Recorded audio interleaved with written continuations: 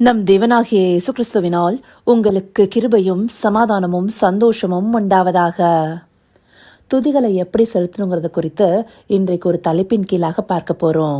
அந்த தலைப்பானது துதிகளில் பயப்படத்தக்கவரும். இந்த வார்த்தைகள் இடம்பெற்றிருக்கிற வேத பகுதி யாத்ராகமம் 15வது அதிகாரம் வசனம் 11. இந்த அதிகாரமே தேவனுடைய மகத்துவத்தை துதித்து பாடலாக பாடியிருக்கிற ஒரு பகுதியா இருக்கு. அந்தபடி மோசேயும் இஸ்ரவேல் ஜனங்களும் கர்த்தரை புகழ்ந்து துதித்து பாடின ஒரு பாடலாக இது காணப்படுது. அதோடைய பின்னணியை சுருக்கமா பார்க்கணும்னா, செங்கடலுக்கு முன்பாக இஸ்ரவேல் ஜனங்கள் வந்து நிற்கும் போது பார்வோன் சேனை அவங்கள துரத்தி வருவதை நினைச்சு எல்லாரும் கலங்கி போயிருக்கிறாங்க.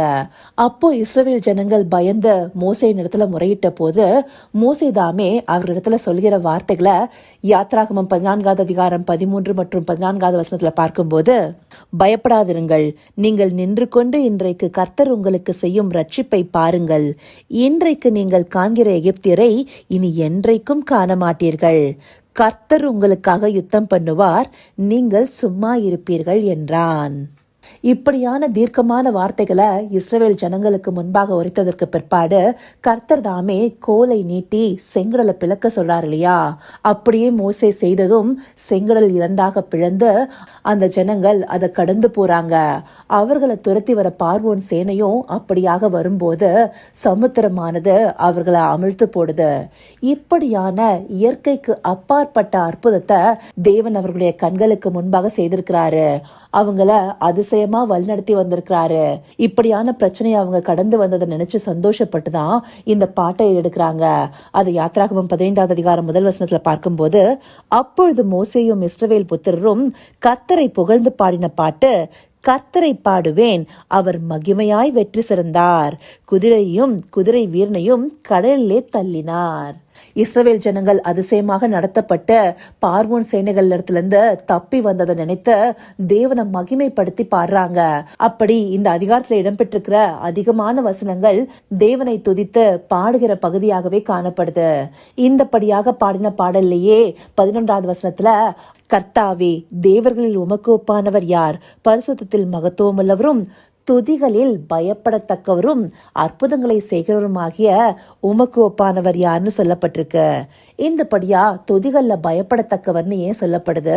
இப்படியான ஒரு மாபெரும் அற்புதத்தை செய்த தேவனை நம்ம சாதாரணமா துதிக்க முடியுமா?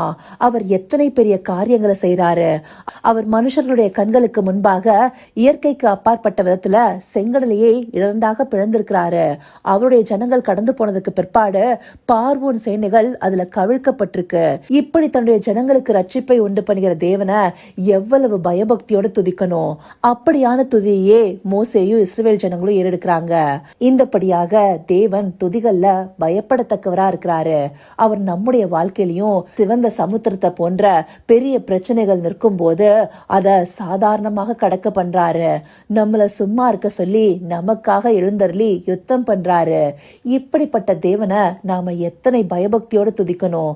சங்கீதம் 2வது அதிகாரம் 11வது வசனத்துல, பயத்துடனே கர்த்தரை சேவியுங்கள், நடுக்கத்துடனே களி கூறுங்கள்னு சொல்லப்பட்டிருக்கு. அந்தபடி தேவனை சேவிக்கிற பயபக்தியானது நம்ம ஒவ்வொருவருடைய இருதயத்திலும் காணப்படணும். அப்படியான பயபக்தியோடு கர்த்தரை துதிக்கிறோமா? அன்றைக்கு இப்படிப்பட்ட அதிசயத்தை பார்த்த பின்பு இஸ்ரவேல் ஜனங்கள் பாடி துதித்தாங்க. ஆனா அதற்கு அடுத்த பகுதியிலேயே தண்ணீர் கிடைக்கலன்னு சொல்லிட்டு முறுமுறுக்கிறாங்க. இப்படியான ஜனங்களாக இருக்கலாமா? கர்த்தர் நம்முடைய வாழ்க்கையிலும் பெரிய அதிசயங்களை செய்யறாரு. அதற்காக அவரை துதித்து பாடுகிறோம். அந்த பயபக்தி உண்மையாகவே உள்ள இருந்ததுன்னா நாம கடந்து வருகிற வேற ஏதாவது கடினமான சூழ்நிலையில முறுமுறுக்க மாட்டோம். அப்படியான முறுமுறுப்பு தேவனுக்கு உகந்ததல்ல. மோசே தேவனுடைய மகத்துவத்தை உணர்ந்திருந்தாரு. அதனால்தான் தேவனை எப்பொழுதும் மகிமைப்படுத்தி அவருடைய மகிமையை காண்பித்தருளும்னு சொல்லி விண்ணப்பிக்கிறத யாத்ராகமம் 33வது அதிகாரம் 18வது வசனத்துல பார்க்கிறோம். இப்படிப்பட்ட உணர்வுள்ள இருதயமுடையவர்களாக நாம ஒவ்வொருவருமே காணப்படணும். கர்த்தரால செய்யக்கூடாத காரியம் ஒன்றுமே இல்ல. அவர் நம்முடைய வாழ்க்கையில செங்கடல் போன்ற பிரச்சனைகள் வந்தாலும் அதை எளிதில கடக்க பண்ணுவாரு. அந்த நம்பிக்கையும் விசுவாசமும் நமக்குள்ளார இருந்ததுன்னா நாம தேவனை பற்றி கொண்டு சரியாக நடக்க முடியும்.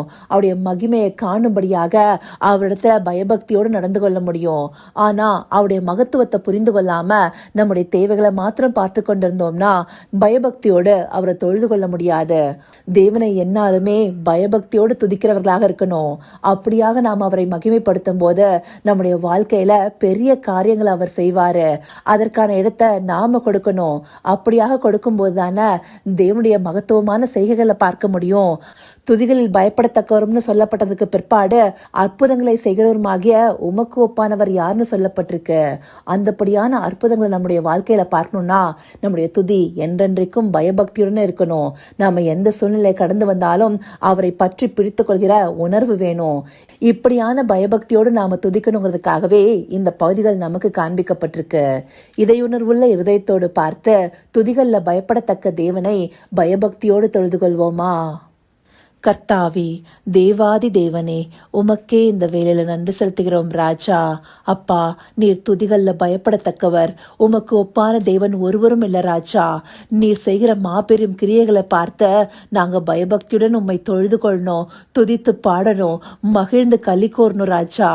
அப்படியாய் பயபக்தியுடன் உம்மை துதிக்கிற ஜனங்களாக நாங்க ஒவ்வொரு நாளும் காணப்படணும் தகப்பனே. ஆம் ராஜா, செங்கடலை போன்ற பிரச்சனைகள் வந்தாலும் அது என் தேவனுக்கு முன்பாக ஒன்றுமே இல்லை என்பதை புரிந்து கொள்கிற உணர்வுள்ள இருதயத்தை எங்களுக்கு தந்தல்லுங்க ராஜா. அப்படியாய் உம்மை பயபக்தியுடன் துதித்த என்னாலும் மகிமைப்படுத்துகிற பிள்ளைகளாய் தேவரீர் எங்களை நடத்தி அருளுங்க. அப்படியே நீங்க நடத்த போகிற கிருபைக்காய் நன்றி. சகலவித துதி மகிமை கனம் யாவும் ஒருவருக்கே செலுத்துகிறோம். இயேசு கிறிஸ்துவின் மூலமாய் வேண்டிக் கொள்கிறேன் பிதாவே. ஆமேன், ஆமேன்.